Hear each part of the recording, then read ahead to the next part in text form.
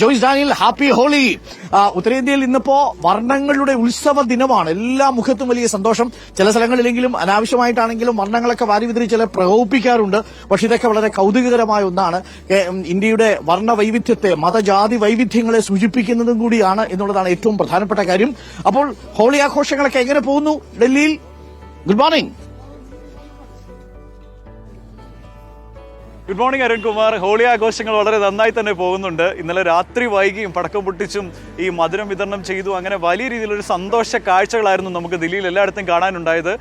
ഒറ്റപ്പെട്ട ചില സംഭവങ്ങളൊക്കെ ഉണ്ട്, എന്നാലും നിൽക്കട്ടെ. എന്നാൽ പോലും വലിയ രീതിയിലുള്ളൊരു ആഘോഷം ഇവിടെയൊക്കെ ഉണ്ടായിട്ടുണ്ട്. ഇപ്പോൾ രാവിലെ ഇന്നത്തെ പ്രധാന ചടങ്ങുകളെന്ന് പറയുന്നത് ക്ഷേത്ര ദർശനങ്ങളാണ്. ഇവിടെ ഞാനുള്ളത് കൊണാട്ട് പ്ലേസിലുള്ള ഹനുമാൻ ക്ഷേത്രത്തിലാണ്. ഇവിടെ നമുക്കിപ്പോൾ ഒരു ഫാമിലി കൂടി എത്തിയിട്ടുണ്ട്. നമുക്ക് അവരോട് തന്നെ ചോദിക്കാം എന്തൊക്കെയാണ് വിശേഷങ്ങൾ എന്നുള്ള കാര്യം. ഹോളി കൈസ? बहुत बढ़िया। मॉर्निंग से स्टार्ट हो जाता है 6 AM और अभी पब्लिक आना स्टार्ट हो गया है और भगवान से खेलना स्टार्ट कर दिया होली। देन इसके बाद अपने घर जाएंगे और उसके बाद फिर अपने रिलेटिव्स एंड फ्रेंड्स के साथ सेलिब्रेट करेंगे। So what about yesterday? yesterday is the starting of Holi दहन और उसके बाद एंजॉय करा, कलर्स खेले सबके साथ रात के 12 बजे तक। फिर नेक्स्ट डे का इंतज़ार था, भगवान के साथ स्टार्ट करना है और आप पूरा दिन होली खेलेंगे फुल कलर्स के साथ, सारी चीज़ें बहुत अच्छा। Starting with gods. हाँ, Yes. Prepared the food and all things. सब प्रिपेयर्ड हुआ। मेन प्रिपरेशन इसकी गुंजिया होती है, वो स्वीट होती है हमारी। तो और हमारा हिंदू जो स्टार्टिंग होता है फेस्टिवल होता है, जैसे न्यू ईयर होता है, हिंदू में होली से फेस्टिवल स्टार्ट्स होते हैं। तो हमारे फेस्टिवल स्टार्ट हुए हैं आज से। അപ്പോൾ ഇവർ പറയുന്ന പോലെ തന്നെ ഹോളിയോട് കൂടി തന്നെ ഇവിടുത്തെ ആഘോഷങ്ങളൊക്കെ അങ്ങ് തുടങ്ങുകയാണെന്നാണ് പറയുന്നത്. Thank you. ഞാനിപ്പോൾ ഉള്ളത് ഹനുമാൻ അമ്പലത്തിന് മുമ്പിൽ തന്നെയാണ്. രാവിലെ കുറേ ആളുകൾ ഇവിടെ എത്തുന്നുണ്ട്.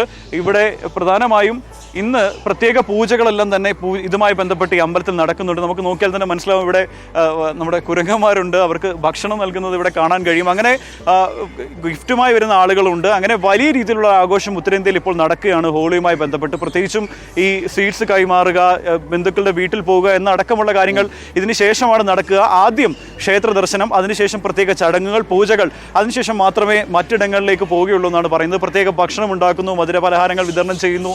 ഇനിയും ഈ പൊടിയുടെ ആഘോഷങ്ങൾ തീർന്നില്ല, ഇനിയും കളർ വിതറിക്കൊണ്ടൊരു ആഘോഷ പരിപാടികൾ ഇനിയും നടക്കും. അപ്പോൾ അങ്ങനെ വലിയ ഗംഭീരമായ കാഴ്ചകളാണ് എല്ലായിടത്തും കാണാനുള്ളത്, പ്രത്യേകിച്ച് ഉത്തരേന്ത്യയിലും ഒക്കെ കാണാനുള്ളത്.